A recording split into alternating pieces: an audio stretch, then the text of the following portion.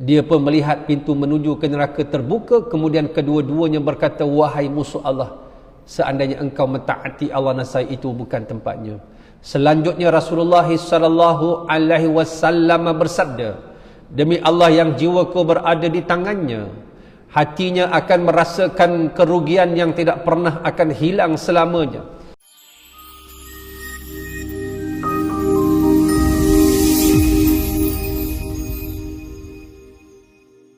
Kepala dia pintu yang dibukakan ke syurga, dia pun melihat pintu menuju ke neraka terbuka. Kemudian kedua-duanya berkata, wahai musuh Allah, seandainya engkau mentaati Allah, nescaya ini bukan tempatmu. Kalau dulu dekat dunia kamu berfikir, kamu dengar, kamu taat kepada Allah, ini bukan tempat kamu. Allah kasih kepada kita, tuan-tuan, dia tak nak kita ini masuk dalam neraka. Dalam keadaan hidayahnya, dikirimkan nabinya, dikirimkan kitabnya, dibangkitkan rasul, dibangkitkan alim ulama, kita tak boleh dapat petunjuk Allah. Teruk sangatlah tu. Sehingga sampainya Islam ke seluruh dunia. Kuliah kita malam ni sampai ke seluruh dunia pagi ni. Seluruh dunia boleh tengok kuliah kita. Sebab tu tak timbul isu rumah kita yang ada internet tak sampai petunjuk, tak sampai agama. Sampai. Cuma kita nak tak nak saja. Kita nak buka dalam handphone kita, nak buka apa, terpulang pada kita. Yang baik boleh, yang jahat boleh. Kita yang pilih. Sebab hidup ini memilih, tuan-tuan. Memilih. Untuk datang ni memilih. Untuk solat milih. Untuk duduk dalam kuliah pun pilih. Ada yang mari-mari belah je. Doa pun tak ada. Yang dia segan. Kalau lambat bangun kan nampak ustaz. Ustaz pula duduk kat belakang solat kan. Tu yang jalan-jalan juga, balik-balik juga kan, tapi mata tunduk tempat lain kan. Sebab segan. Alhamdulillah segan juga. Buat kenduri juga tak jemput ustaz. Segan kan. Anak dia tak pakai tudung. Saya faham ayah dia orang soleh, orang baik. Saya faham. Saya tak ambil cakna. Orang tak jemput, alhamdulillah. Tapi saya tahu ayah dia segan. Kan dia tak dapat nak kontrol anak dia. Kan? Yalah anak dia kahwin, buka aurat, rambut merah, tuan-tuan. Bulu mata 5 lapis, bulu mata palsu. Kan mata dah jadi hijau, biru. Itu nampak hitam, mata dah tukar dah. Jadi dia segan. Alhamdulillah tak apa. Pilihan. Hidup ni pilihan. Kita keluar rumah ni, hidup kita ni pilihan.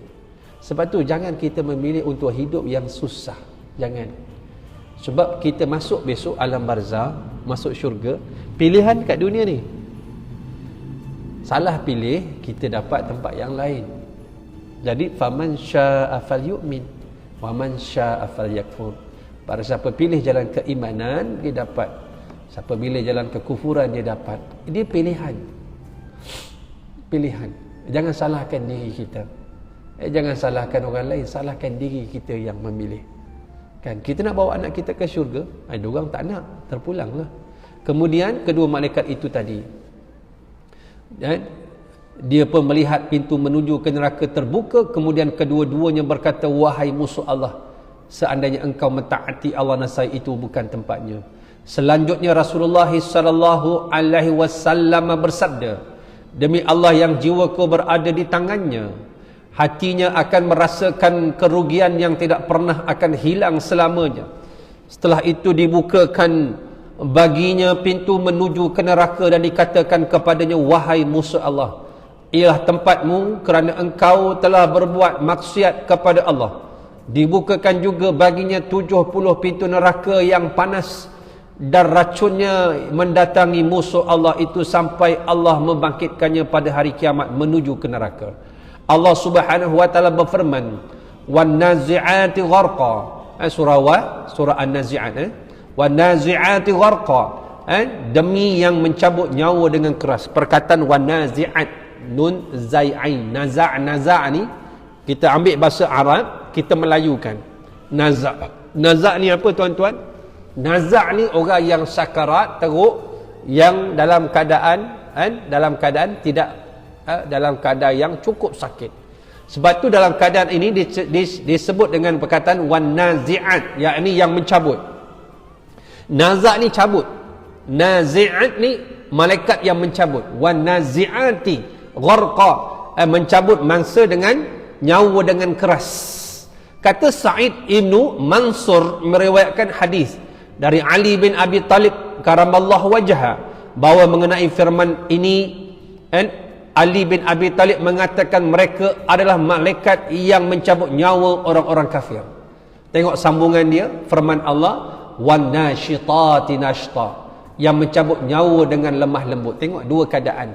Bagi yang kafir, yang jahat, wan nazi'ati gharqa, dicabut dengan dahsyat, rentapan dia menyebabkan orang tu dalam keadaan sakarat yang sangat-sangat sakit.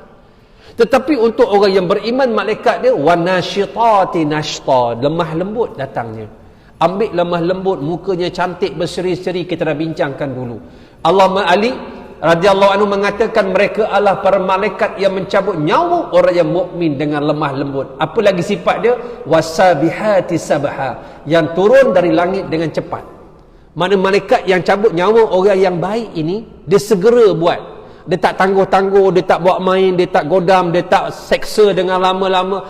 Dia dengan lemah lembut dan dalam keadaan lagi fasabiqati sabqa, yang mendahului dengan kencang. Tuan-tuan, bukan saja dicabut nyawa orang yang baik yang beriman itu dengan lemah lembut, malaikat ini bila keluarnya roh orang yang baik, dia dibawa bertemu Allah itu tasabuk. Fasabiqati sabqa. Apa dia? Berlumba-lumba.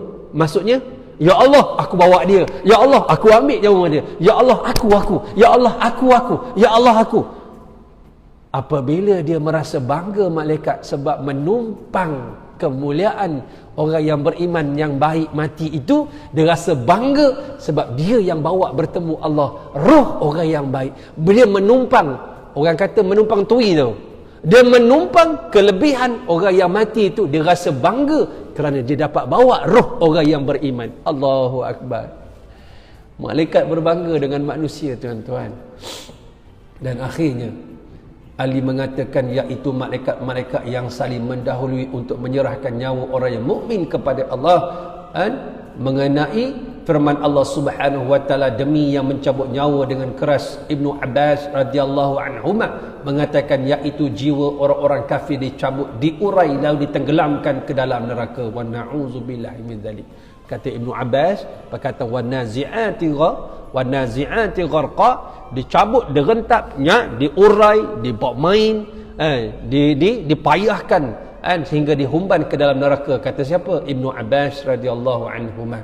Dan mengenai firman Allah Subhanahu wa taala, demi yang mencabut nyawa dengan keras, Ibnu Abbas juga mengatakan, iaitu nyawa orang yang kafir ketika didatangi malaikat maut, diberitahukan kepadanya akan kemurkaan Allah Subhanahu wa taala, lalu ditenggelamkan dan kemudian dicerai-beraikan tulang dan dagingnya. Sementara mengenai firman Allah Subhanahu wa taala yang turun dari langit dengan cepat, menurutnya adalah nyawa orang-orang mukmin yang ketika malaikat maut mendatanginya berkata, keluarlah wahai jiwa yang baik menuju kepada rauhun ini kesejahteraan, raihan dan juga Tuhan tanpa kemurkaan, berenang seperti penyelam di air dengan penuh kebahagiaan dan kerinduan pada syurga. Diberikan kepadanya beberapa perkara itu tadi, iaitu rauhun, raihan, dalam keadaan bukan saja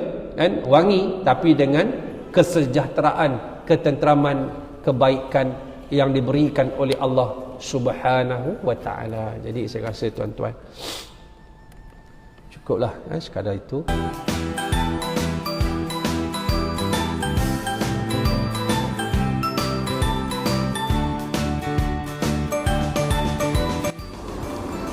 Bismillahirrahmanirrahim. Terima kasih kepada seluruh penyumbang yang menaja minuman Tanwir Koko ini kepada madrasah kami. Mudah-mudahan tuan-tuan dan puan-puan dirahmati oleh Allah SWT. Dan jangan lupa untuk membeli minuman ini dan sama-sama kita sebarkan kebaikannya.